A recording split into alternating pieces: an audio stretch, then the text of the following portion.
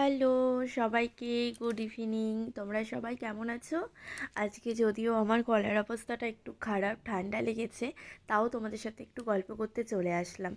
এই দেখো, আজকে যে জায়গাটা দেখাচ্ছি এটা আমার বাড়ি একদমই নয়, আমার বাড়ির কাছেও নয়, এটা আমার মায়ের বাড়ি।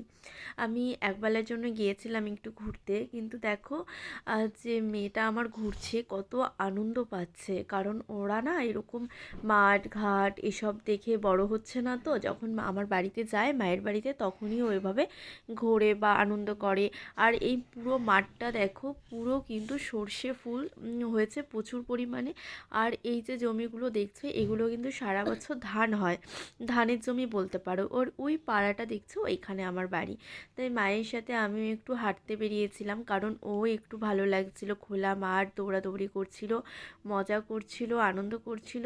বাচ্চাদের তো খোলামেলা জায়গাই পছন্দ। আমি কিন্তু ছোটোবেলা থেকে এরকমভাবেই তৈরি হয়েছি গ্রাম্য পরিবেশে। আমার তো বেশ ভালো লাগে, আর আমি যখনই যাই আমি মাঠে একটু বেরোই বিকেলবেলা, ভালো লাগে। আমার বন্ধু আসে, ওদের সাথেও একটু গল্প করি, কারণ একই পাড়ার মধ্যে না দেখা যায়। আর দেখো এর সঙ্গে কিন্তু আমি দেখাচ্ছি আজকে আমার বাবা কিছু সবজি চাষ করেছে, তার মধ্যে দেখো কিছুটা জায়গা জুড়ে লাউ বুনেছে, আর লাউ কিন্তু দুটো তিন রকমের লাউ আছে। এই লাউগুলো দেখো কালার একরকম, আর ওইগুলোর কালারগুলো একটু আলাদা। আর কি বড় বড় লাউ হয়েছে দেখো। আর যেগুলো কিনা একটু বেঁধেও রেখেছে, কারণ ওগুলো না দানা রেখেছে, তাই জন্য ঢেকে রেখেছে আর দড়ি দিয়ে বেঁধে রেখেছে যাতে পড়ে গিয়ে ফেটে না যায়। আর তার সাথে কিন্তু দেখো কি সুন্দর লঙ্কা বুনেছে। লঙ্কা গাছটা দেখো, এত ছোট্ট একটা গাছ, তার মধ্যে গাছ ভর্তি করা লঙ্কা, শুধু লঙ্কাই দেখা যাচ্ছে। আর লঙ্কার কালারটা মনে হচ্ছে না কালো, কিন্তু নয়, এটা না নেভি ব্লু টাইপের একটু লঙ্কাটা। যদিও তোমরা চেনো অনেকেই, এই লঙ্কাটা কিন্তু মারাত্মক ঝাল হয়। তার সাথে কিন্তু কিছুটা সর্ষেও বাবা বুনেছে। আর কারা কারা সর্ষে ফুলের বড়া খেয়েছো বলো? বড়া খেতে তো দারুণ লাগে।